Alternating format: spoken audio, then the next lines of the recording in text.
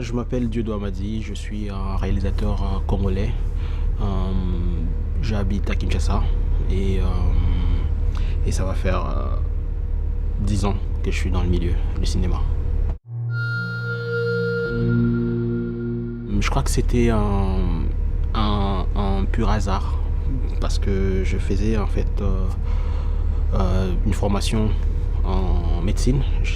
J'apprenais la médecine à l'université quand j'ai eu la chance d'être sélectionné pour une formation cinéma à Kinshasa. Parce que je rappelle, je viens du nord du pays, du nord-est, dans une ville qui s'appelle Kisangani. Et en 2007, j'ai eu l'occasion de venir à Kinshasa, la capitale, pour apprendre pendant 5 semaines les basiques du cinéma. Et depuis ces jours, j'ai décidé de continuer dans ce milieu, dans ce métier.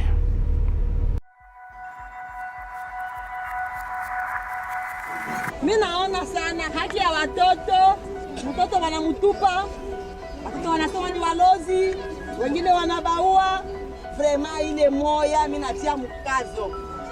Ule mwenye atakamatika hizi masiku, hata mzazi anatia mchumba wa maombi ole wake.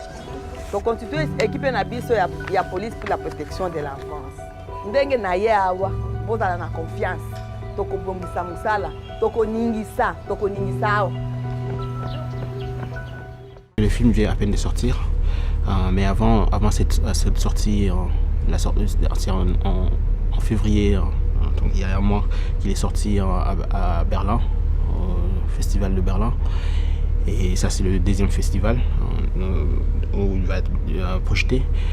Mais avant ces deux projections, j'avais tenu à le montrer aux personnages qu'on voit dans le film, c'est-à-dire le policier de l'unité que dirige Maman Colonel.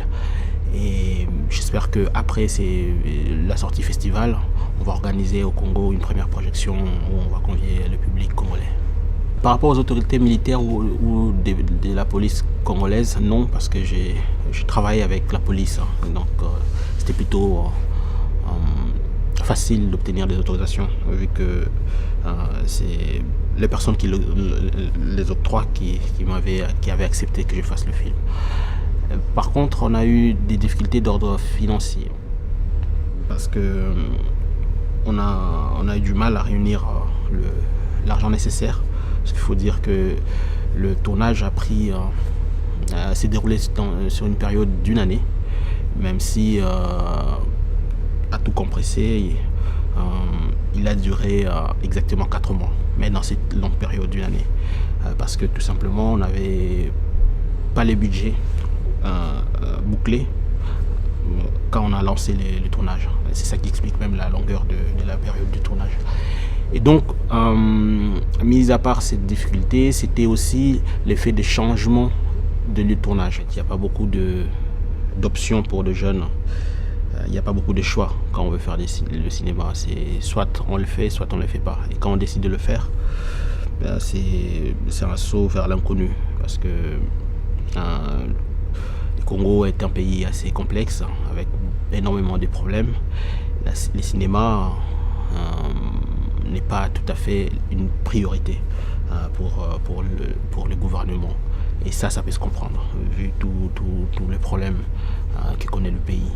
Et donc quand on est cinéaste ou qu'on veut être cinéaste au Congo, c'est à 99% par l'effort personnel, par sa propre détermination et volonté de pouvoir le faire.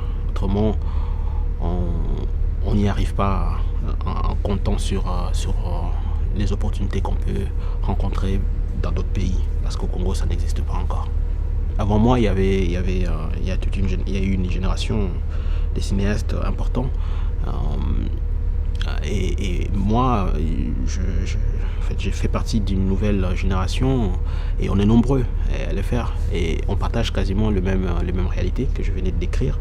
C'est qu'on compte quasiment sur nous-mêmes pour pouvoir faire ce métier. Et j'espère, en tout cas, j'espère que ça ne va pas s'arrêter avec nous.